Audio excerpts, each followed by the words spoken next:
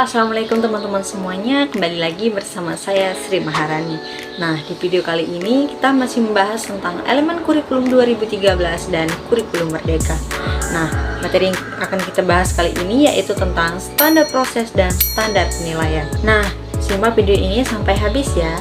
Nah, standar proses itu adalah sebuah pedoman atau tahapan langkah-langkah bagi para guru saat mereka memberikan pembelajaran dalam kelas, dengan harapan proses pendidikan yang berlangsung bisa efektif, efisien, dan inovatif. Sedangkan standar penilaian itu adalah kriteria mengenai ruang lingkup, tujuan, manfaat, prinsip, mekanisme, prosedur, dan instrumen hasil belajar peserta didik yang digunakan sebagai dasar dalam penilaian hasil belajar peserta didik pada pendidikan dasar dan pendidikan menengah. Nah, lalu adapun standar proses dan standar penilaian pada kurikulum 2013 dan kurikulum merdeka. Nah, standar proses pada kurikulum 2013 yaitu mengacu pada Permendikbud nomor 22 tahun 2016 yang menekankan pada pendekatan saintifik.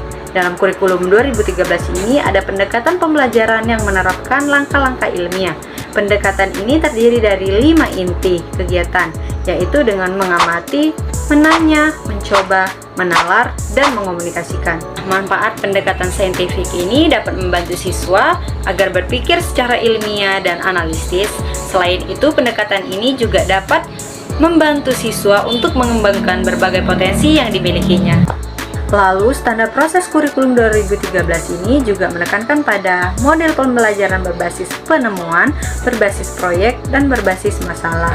Dan juga menekankan pada RPP atau Rencana Pelaksanaan Pembelajaran yang harus mencakup tujuan, materi, metode, media, dan penilaian dalam format yang rinci.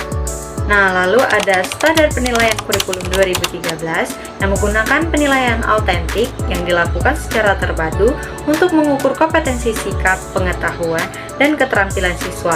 Penilaian ini dilakukan selama proses pembelajaran berlangsung.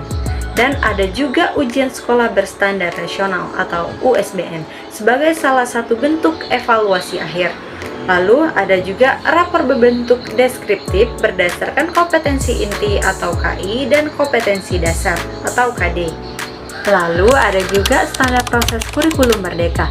Standar proses kurikulum merdeka ini yaitu lebih fleksibel dengan prinsip pembelajaran yang berdiferensiasi, yaitu pembelajaran yang disesuaikan dengan kebutuhan dan karakteristik peserta didik.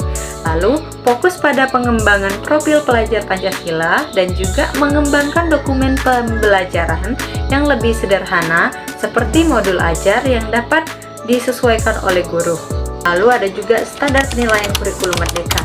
Penilaian ini lebih fokus pada asesmen formatif yang lebih dominan untuk memberikan umpan balik yang berkelanjutan kepada peserta didik dan juga untuk memahami perkembangan siswa, bukan hanya dari hasil akhir saja.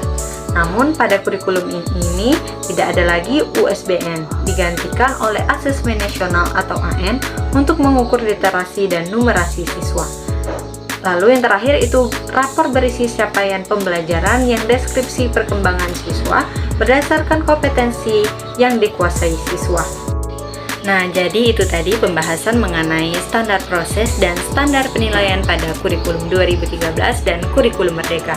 Semoga teman-teman semuanya bisa dapat memahaminya ya. Assalamualaikum warahmatullahi wabarakatuh. Bye-bye.